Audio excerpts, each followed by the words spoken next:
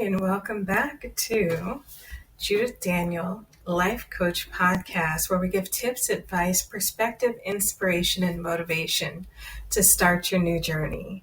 And today we are on episode 7, and we're speaking about developing emotional intelligence. Now, depending on where you work, that is a high commodity in understanding that and going through the lessons to actually know what is emotional intelligence. And the truth is, it's the silent power behind confidence and clarity. So EQ is one of the most powerful tools you can develop, just not just for relationships, but for self-mastery. And when you understand and manage your emotions, you gain a deeper sense of control over your reactions, over your focus and over your peace of mind. And when you have high EQ, it makes you more grounded, more compassionate, and more resilient. Developing emotional intelligence is like learning your mind's language. And once you do, everything shifts. So in order to help that, one good thing to do is to recognize that it's happening, that something is happening, and name your emotions in real time. Awareness is the first step. Learn to pause and ask yourself, just go inside, what am I feeling? Why am I feeling this? And then naming the emotions, or kind of like when you face anything, it reduces its power over you. When you face something, it reduces the power over you. I don't know how that works, but I know it does. So like if you're in a dark room, you're scared, something made a noise. When you face it, you go and turn on that light, it reduces its power over you. And that's with anything in life. When you face it, whatever that fear aspect might be, because we understand that fear is not danger, you gain the power back over the situation. Excuse me. So in developing the emotional intelligence, it's you gaining the power back over your emotions. So now you're practicing self-regulation and not suppression.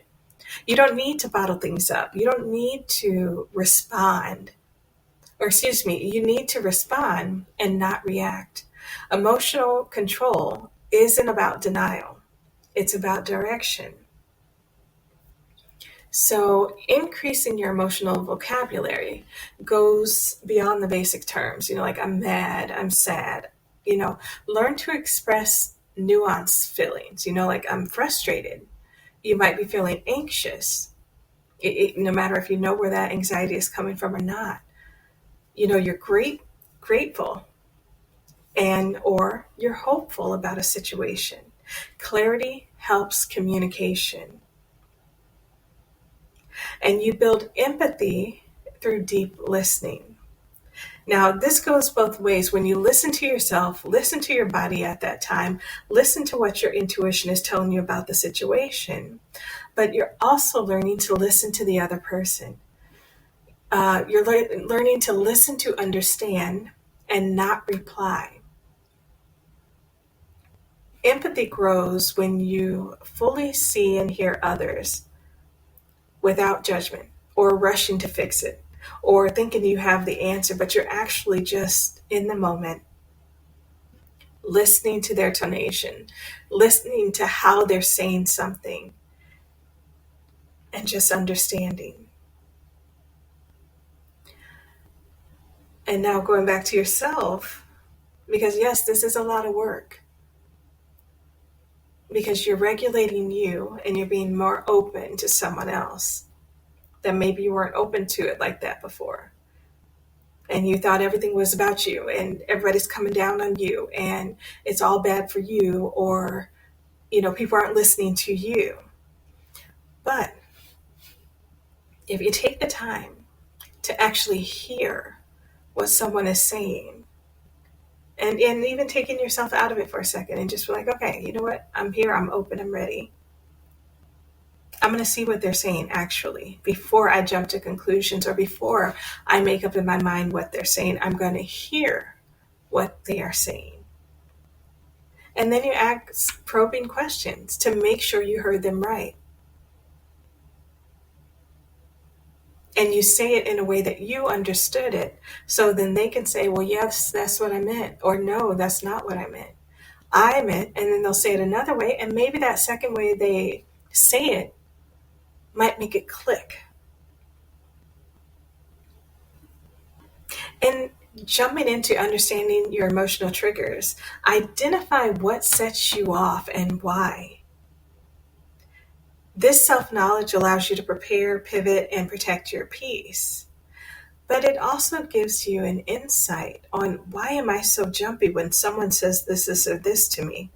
Why do I just want to, blow off the handle? Or why do I want to get loud? What makes me want to go to an octave above them in order to make sure that I'm being heard?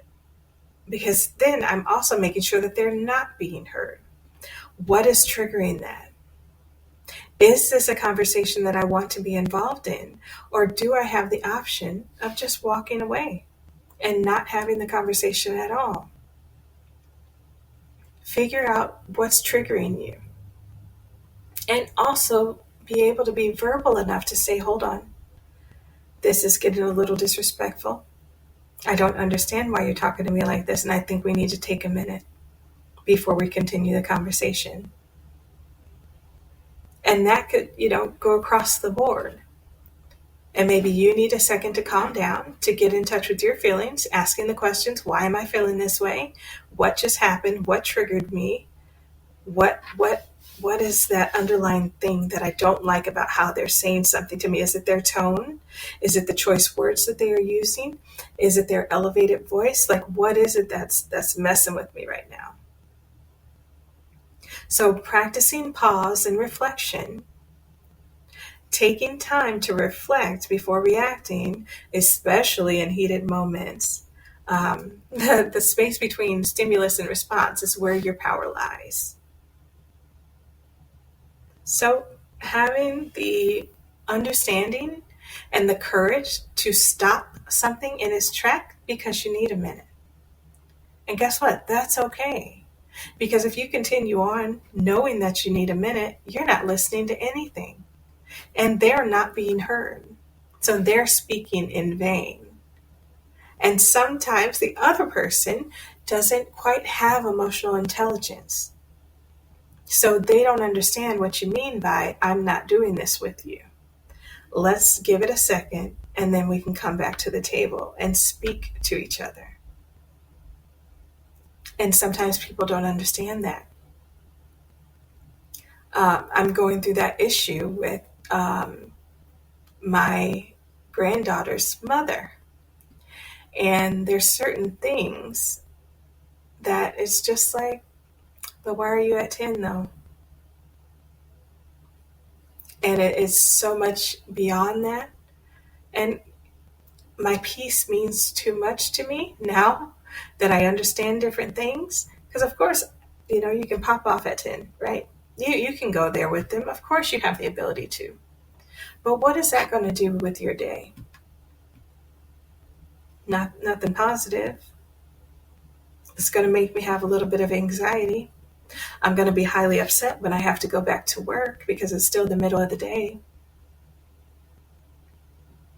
There's going to be a lot of choices that can be made in that moment. But if you take charge and you listen to your body and you know what you need at that time, it's okay to not go through with something in that moment if you're not able to, in the right mind. And people that are provoking you to continue, there's an issue that's not yours. You understand? And that's how you can recognize that. Because if they're already upset and they can't come down enough to have a conversation with you, yes, you can still be upset and have a peaceful conversation. That is possible. You can talk with someone without talking at them and then expect them to give you a good response. or any at all, right? Because ignoring someone is also an option. Use emotions as data, not directions. Your feelings are signals, not commands. They inform you, but they don't have to control you. You see what I'm saying? You control that aspect. And when you reach a certain level, you'll start to respond with conflict, or respond to conflict with curiosity, not combativeness. Good grief, if I can get my words out today. So instead of defending, you can ask questions. Like, okay, wait, what's really going on here? What happened? And then the person is still at 10, talking to you like that. And you're like, but I can't hear you because all I hear is screaming. And I don't really like the screaming at me. So why don't we take a second? You go ahead and calm down. And then when we can talk to each other, we can have this talk. But I'm not doing this with you right now. You see what I'm saying? You having emotional intelligence helps to calm the situation and de-escalate without someone else feeling intimidated, without someone else feeling shunned off. There's a whole way to go about that. But if both of you are at the same temperature level and you're baking cookies like it's mid-bake, that's not going to be good for anyone, right? And it could turn to physical for the simple reason that emotional intelligence was not involved. Even though both parties want a positive outcome, because in some way something happened and they're trying to get to the bottom of it. And you keep growing through feedback and reflection. Emotional intelligence is a lifelong practice. Seek feedback, journal your reactions, and always ask, how can you grow from this? Like, what could I have done better? You see, in everything that I'm doing with the Futures Club, with the Sassy Movement, with the life coaching, it's teaching you to have the largest voice in any situation pertaining to you. And for you to become your best friend, and for you to study yourself, fall back in love with yourself, figure out your likes and dislikes, right? To get back to the core of who you are and knowing thyself. And in doing so, you can learn to pause. You can learn to hesitate before you speak. You can learn to ask yourself those questions. Am I in the mood for this right now? Do I have the ability to follow through with this in a respectful way?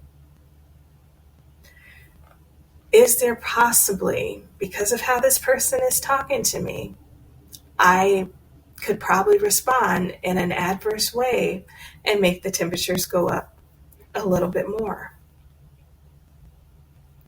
You be in control of you. And it doesn't matter what it looks like to people on the outside of whatever's going on. They don't matter. You matter. How do you feel in this moment? Can you continue with this right now? And sometimes you're like, yes, I can continue with this right now. And I need to tell you to calm down a little bit so that we can get to the bottom of it. Or if you can't, I'm willing to have this conversation with you at another time. Because it seems like there needs to be a resolve, and we both need to be able to hear, because there may have been a misunderstanding. But we don't always react that way, right? Because we need to get them right then and there. They need to get got, and I'm the one doing the gotten.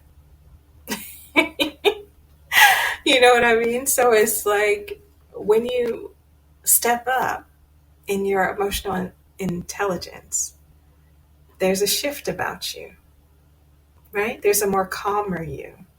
And it's not only being calm to someone else, but maybe you have anxiety. And this is a way to help to depress that, to keep it at bay. Like, hey, I know I have anxiety. Things like this trigger me. I'm not able to cope right now with a fair mental attitude and to keep my composure and moving forward with this conversation. So I'm going to check out, and I'm going to let the other person know that, hey, I'm going to check out because I can't deal with this right now. Now, either you can keep screaming or keep doing what you would like to do. That's up to you. But I know for me right now, it's not a good time. And I don't have the bail money. I don't really want to spend it on that. I was going to have a seafood boil, or I was about to go shopping on Temu, and I'd rather spend my money on that than to get out of jail. Yeah, that seems more reasonable to me. You have those talks with yourself and you figure out, okay, we're getting pushed there. So let's just not. We can say we did, but let's not. At least for the moment. Let's go and breathe somewhere so that I can have you come at me a little more respectable than what you've done. Right? Or when you know you're being over the top, or you are so emotional that it is drawing into the physical and you are exploding, having that moment to say, okay, wait, what's happening right now? I'm sorry that I'm exploding. I need a second because I can't seem to calm myself down right now because of A, B, and C. And so I can't continue with this conversation. It works going both ways.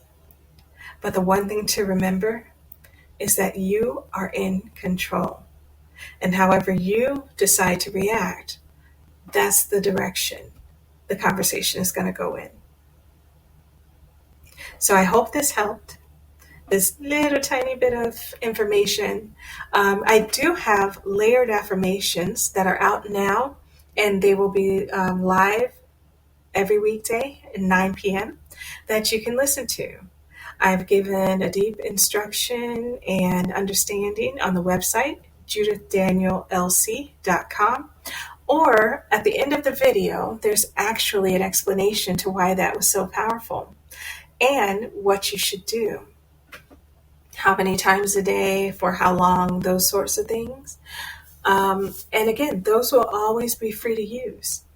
But if you need a more personalized, and I have 30 of them coming out total, but if you need a more personalized layered affirmation, you can visit the website, look over the information, ask me any questions you need to, and then we can get something prepared for you. I'm here to help. And I know I do it myself. The layered affirmation, I listen to one that I created for myself every night or every day in the morning. I have a personal pep talk that I do in the evenings as my rituals. So they do work. And then when you see the information, you'll see exactly why. All right. As always, until next time, deuces.